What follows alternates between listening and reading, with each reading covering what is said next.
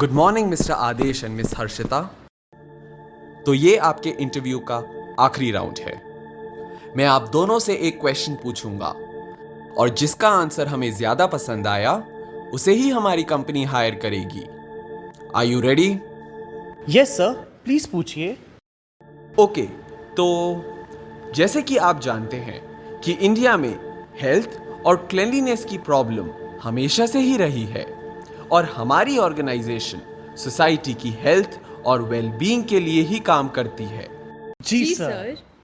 तो mister Adesh, please ये बताइए कि आपकी नजर में एक क्लीन और हेल्दी सोसाइटी किसे कहेंगे? वेरी सिंपल सर, एक क्लीन और हेल्थी सोसाइटी उसे कहा जाएगा जहां हर 5 किलोमीटर्स पर एक सुपर स्पेशलिटी हॉस्पिटल हो ताकि बड़ी से बड़ी बीमारी का इलाज हो सके और हर थोड़ी दूरी पर डी एडिक्शन सेंटर्स भी हों। और आज समाज में लॉ एंड ऑर्डर बनाए रखने के लिए हर 2 किलोमीटर में एक पुलिस स्टेशन जरूर होना चाहिए। Pollution test centres and garbage dumps हों ताकि समाज में स्वच्छता बनी रहे।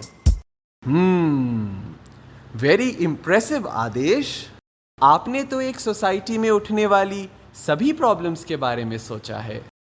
आपकी जैसी सोच ही हमारी कंपनी को चाहिए। मिस हर्षिता, क्या आप इसमें कुछ ऐड करना चाहेंगी? सर, मेरी कल्पना में तो एक क्लीन और हेल्दी सोसाइटी कुछ और ही दिख रही है। एक आइडियल सोसाइटी में कोई हॉस्पिटल नहीं होगा। What? कोई कोर्ट, कोई पुलिस स्टेशन नहीं होगा। What? Pollution test, de addiction centre, ये सब कुछ भी नहीं होगा sir. Miss Harshita, what do you mean? Sir, क्या एक परफेक्टली हेल्दी सोसाइटी का मतलब ये नहीं जहाँ कभी कोई बीमार ही ना हो? तो हॉस्पिटल की क्या जरूरत? एक हेल्दी सोसाइटी तो वो है ना जहाँ स्ट्रेस और डिप्रेशन जैसी मानसिक बीमारियां ही ना हो, कोई एडिक्शन ना हो। तो डी एडिक्शन सेंटर्स की क्या रिक्वायरमेंट है? That's impossible. ऐसा कोई समाज कभी हो ही नहीं सकता। क्यों नहीं हो सकता सर? आखिर ये फिजिकल हेल्थ इश्यूज का कारण हमारी मेंटल हेल्थ ही तो है। Mental health? देखिए, आप जो भी कह रहे हैं मुझे समझ में नहीं आ रहा है। Anyway, thank you. अब आप दोनों जा सकते हैं। हम आपको 2 दिन में रिजल्ट बताएंगे। Okay, thank you sir.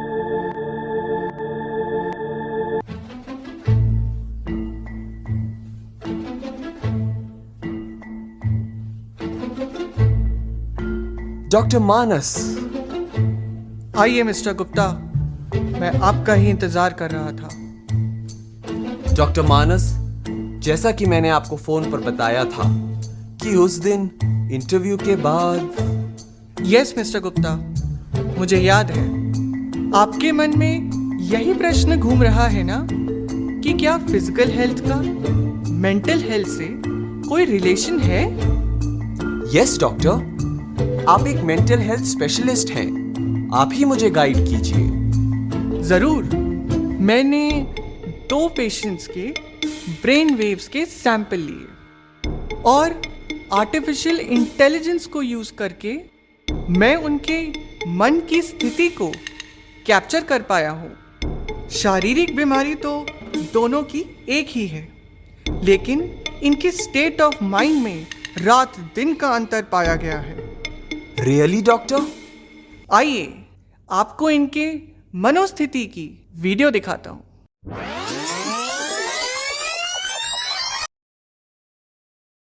सारी दुनिया का बोझ हम उठाते हैं, सारी दुनिया का बोझ हम उठाते हैं।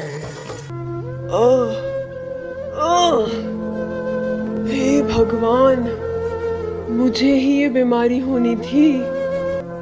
ये दुख, ये दर्द कब जाएगा?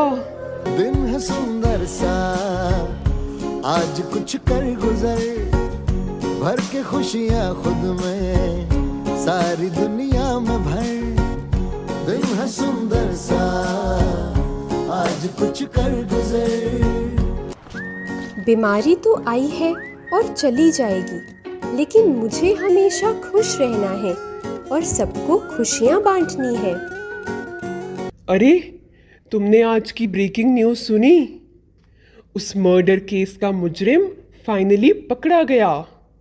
कड़ी से कड़ी सजा मिलनी चाहिए उसे।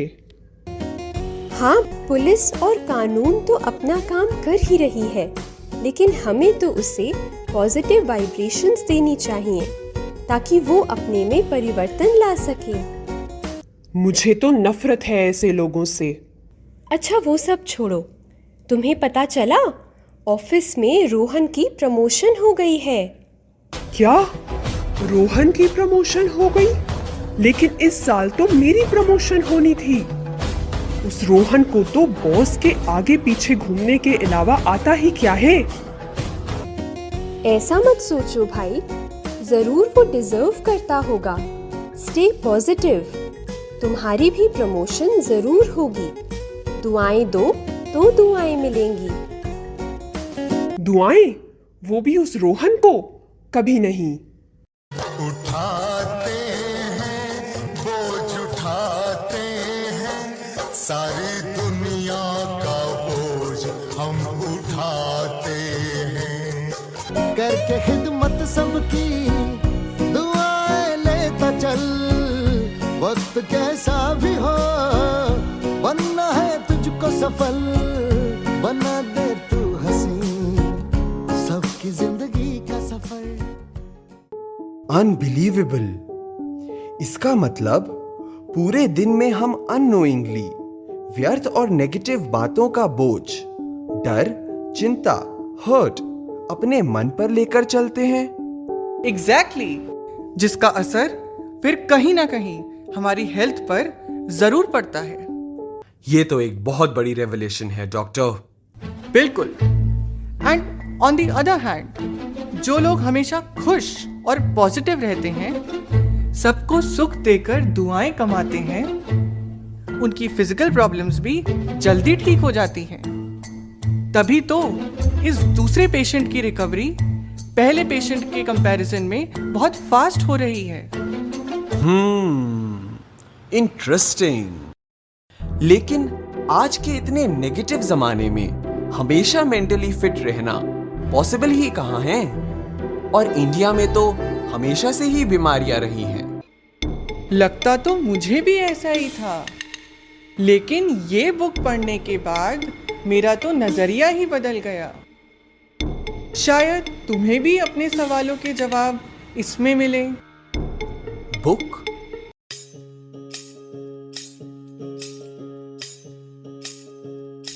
भारत का स्वर्णिम इतिहास।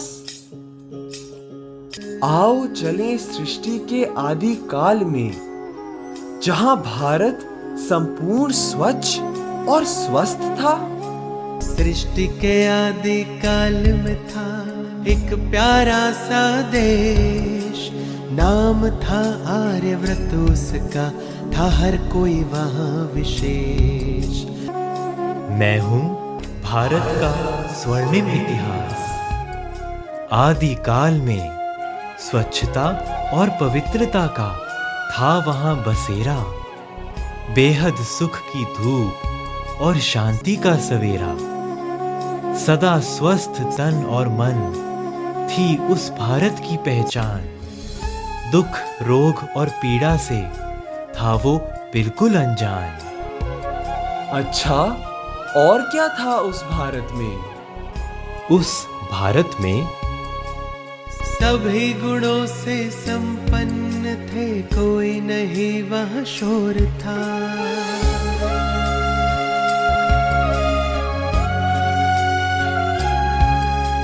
सभी गुणों से संपन्न थे, कोई नहीं वहाँ शोर था। तन मन धन और जन का सुख उस देश में चारों ओर था। तन मन धन और जन का सुख उस देश में चारों ओर था। संस्कार सभी के श्रेष्ठ थे, संस्कार सभी के श्रेष्ठ थे और देवी थी संस्कृति। उनके पावन प्रकंपनों से पावन थी प्रकृति।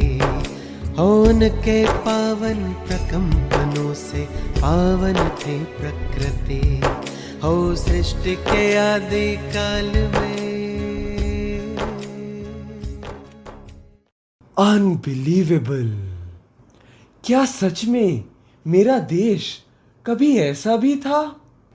लेकिन आज तो ऐसा नहीं। ऐसा क्या अंतर हो गया है तब और अब के भारत में? उस भारत में शरीर का कोई भान नहीं था, तभी तो दुख पीड़ा का नाम निशान नहीं था। हर एक को थी आत्मा सितारा होने की स्मृति। ऐसी पावन थी उसकी प्राचीन संस्कृति। सुख शांति प्रेम से भरपूर थे सारे।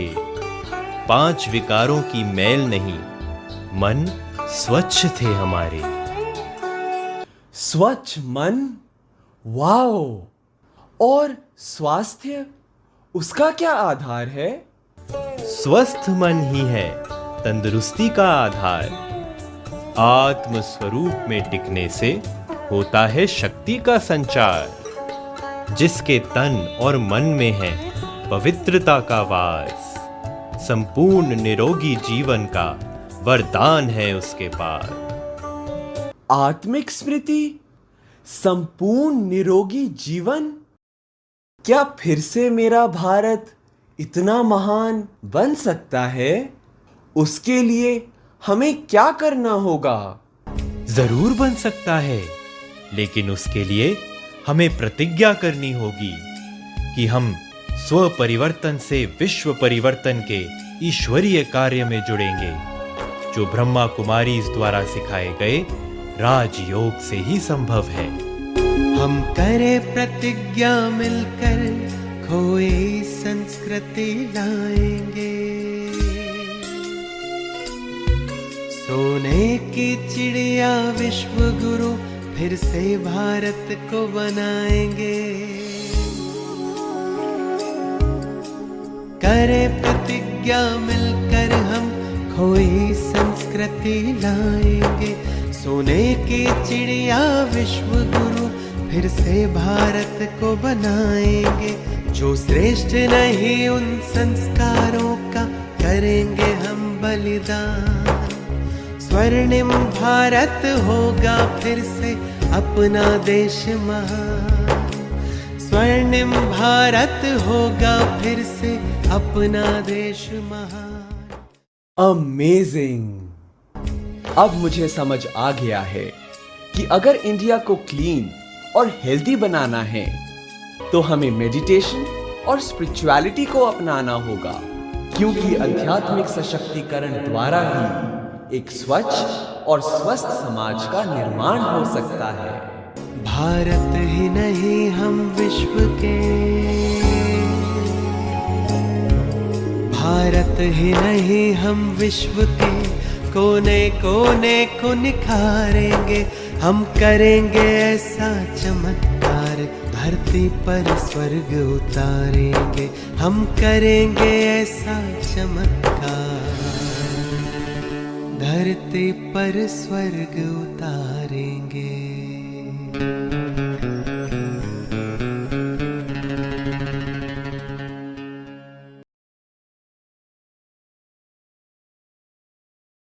जोरदार तालियों से इन सबका थैंक यू कीजिए प्लीज। हमारी युवा टीम सेक्टर 56 की इन सबका बहुत जोरदार शुक्रिया कि इन्होंने इतने बिजी स्केड्यूल में, सब वर्किंग प्रोफेशनल्स हैं, इतने बिजी स्केड्यूल में टाइम निकाला कि इतना अच्छा कॉन्सेप्ट आप सबके सामने प्रेजेंट कर सके।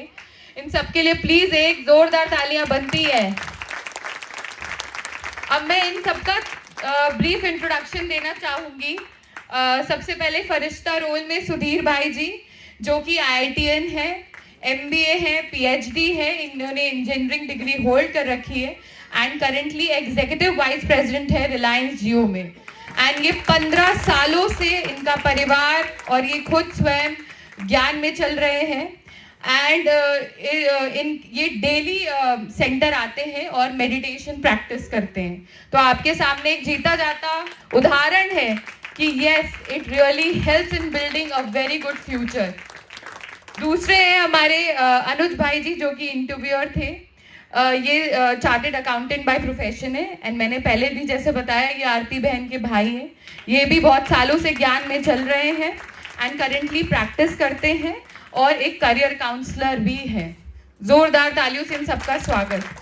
तीसरे हैं हमारे डॉक्टर साहब विनोद भाई, जो खुद स्वयं ज्ञान में चल रहे हैं, जो BCom की डिग्री होल्ड करते हैं और इनका इंटीरियर डेकोरेटर का बिजनेस है। इधर से मीनाक्षी बहन एंड निशा बहन, जिनके आपने आई थिंक पॉजिटिव और नेगेटिव इम्पैक्ट्स के आज देख लिए होंगे सामने कि पॉजिटिव थॉट से क्या इम्पैक्ट पड़ता है और नेगेटिव थॉट से क्या इम्पैक्ट पड़ता है, जो कि जेलसी, एंगर, फ्रस्ट्रेशन सब कुछ है। तो जो मीनाक्षी बहन है, मीनाक्षी बहन ने MSc करा हुआ है। ये बहुत ही क्रिएटिव है, बहुत ही उम्दा पोएट है, बहुत अच्छा लिखती है ये। एंड हमारी निशा बहन, जिन्होंने BCom किया है, ये टीचिंग प्रोफेशन में भी रही है एंड इन्हें सिटी फोर्ट में बेस्ट टीचर का अवार्ड भी मिला है। तो जोरदार तालियां इनके लिए। एंड जो हमारे कैंडिडेट नंबर 1 थे, दक्ष भैया, ये इंजीनियरिंग स्टूडेंट है, 2nd ईयर में है, दिल्ली टेक्निकल यूनिवर्सिटी में अपना कर रहे हैं। अपना एग्जाम्स के बीच में इन सब ने ये सब चीज़ें की, अपने जॉब के टाइम से निकाल के। इवन कहीं ट्रैवल कर रहे हैं तो आके शाम को, रात को, जैसे भी इन्हें मौका मिलता था प्रिपरेशन का, ये सब कर देते। एंड हमारी सबसे छोटी कलाकार मेघा बहन की सुपुत्री बेटी, ज़्यादा हिंदी आती नहीं है इनको, मेघा बहन की बेटी पर्ल, जो सच में बहुत बड़ी कलाकार है। इसके 8th के एग्जाम्स के बीच में इन्होंने प्रैक्टिस करी है और बहुत अच्छे नंबर से पास भी हुई है। एंड सच में मैंने तो नहीं देखा आज तक ज़्यादा बच्चों को, but she is a very big supporter of her mother. Megha इनके बगैर घर नहीं बना सकती। एक लड़की इतनी समझदार जो अपनी माँ के साथ कंधे से कंधा मिलाकर चलती है। जोरदार तालियां इनके लिए भी। इन्होंने इतना अच्छा प्रेजेंट दिया मेघा को उनके बर्थडे पे कि मेरा अगले साल 10th आने वाला है, मैं मम्मी को नहीं दे पाऊंगी, पढ़ाई करनी होगी। तो 4 पेजेस का इतना बड़ा फोल्डर का उसने एक गिफ्ट कार्ड बनाए, 4 अच्छे मैसेजेस लिखे, यूनिवर्स बताया अपनी मॉम को, और ऐसा कोई कोना नहीं छोड़ा जो वो मेंशन कर सकती थी। तो big round of applause for Pearl please, she deserves it. Thank you so much. I hope आप सबको ये एफर्ट्स पसंद आए होंगे और कुछ ना कुछ आपने सीखा होगा कि पहले में और अब में क्या अंतर है, हम क्या चेंजेस ला सकते हैं। एक बार जोरदार हमारी टीम के लिए फिर से थैंक यू कि इन्होंने इतना टाइम निकाला और हम सबके लिए एक एफर्ट दिखाए, क्योंकि आजकल सब कहते तो बहुत है लेकिन एफर्ट्स नहीं कर पाते हैं। तो thank you all, thank you very much. अब आप प्लीज अपनी अपनी सीट्स ले सकते हैं। अनिका दीदी का बहुत बहुत थैंक्स, सबका इंट्रोडक्शन किया। तो दीदी के लिए एक बार बहुत बहुत ताली बजाएंगे और आप सब अपने लिए एक बार ताली बजाएंगे। Thank you.